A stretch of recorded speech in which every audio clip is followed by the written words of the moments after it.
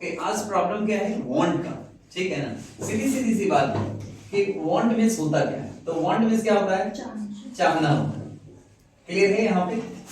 तो आज हम सीखेंगे कि वांट मींस चाहना होता है, तो इससे हम सेंटेंस कैसे बना सकते हैं। तो सबसे पहले स्ट्रक्चर अगर बात करें तो सब्जेक्ट के साथ आप वांट लगाओ और ऑब्लिक वांट्स लगाइए। याद रखना है थर्ड पर्सन के सिंगुलर नंबर के साथ आपको वांट्स का इस्तेमाल करना है और बाकी सब फर्स्ट पर्सन, सेकंड पर्सन और थर्ड पर्सन के प्लूरल नंबर के साथ आपको वांट का इस्तेमाल करना है। अब यहां पर ये क्या करना है, 2 + v1 यानी कि इंफिनिटिव का इस्तेमाल करना है और प्लस अदर वर्ड का इस्तेमाल करना है। Any problem?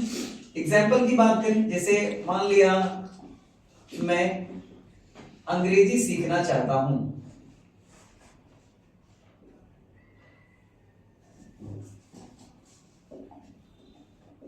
चलिए तो यहां पर क्या हो जाएगा, I want to learn English. Okay done.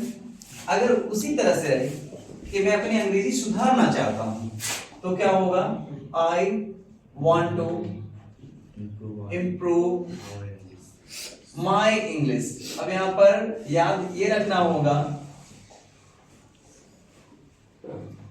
कि अगर सब्जेक्ट आई हो, याद रखना है जो पॉजिटिव एडजेक्टिव बना है तो आई के लिए माई होगा।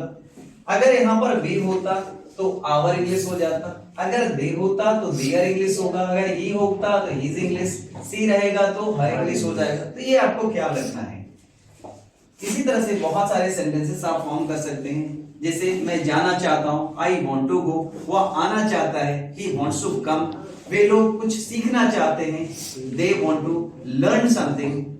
कई लड़कियां हर समस्या का सामना करना चाहती है, many girls want to face every problem. इस तरीके से आप सेंटेंस बना सकते हैं। दूसरी बात रहा वांट में कि सब्जेक्ट अगर हो और आप वांट ऑब्लिक वांट्स की अगर हम बात करें तो इसके बाद क्या करना, ऑब्जेक्ट। क्यों? सब्जेक्ट जो है वो ऑब्जेक्ट से चाहता है, ठीक है ना। क्या चाहता है? तो सब्जेक्ट ऑब्जेक्ट से चाहता है कि वह इंजीनियर बन जाए, वह डॉक्टर बन जाए, ठीक है ना।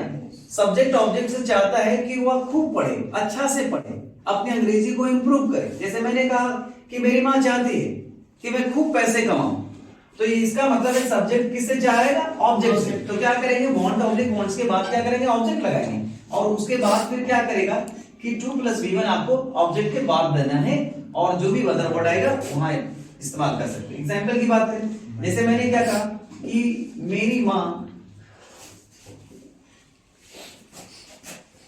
मेरी मां चाहती है कि मैं खूब पैसे कमाऊं।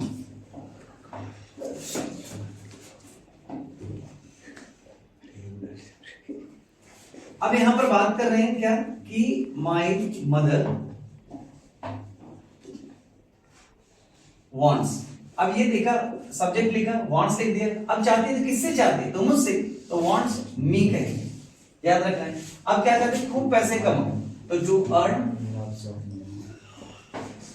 लॉट्स ऑफ मनी, बस यही।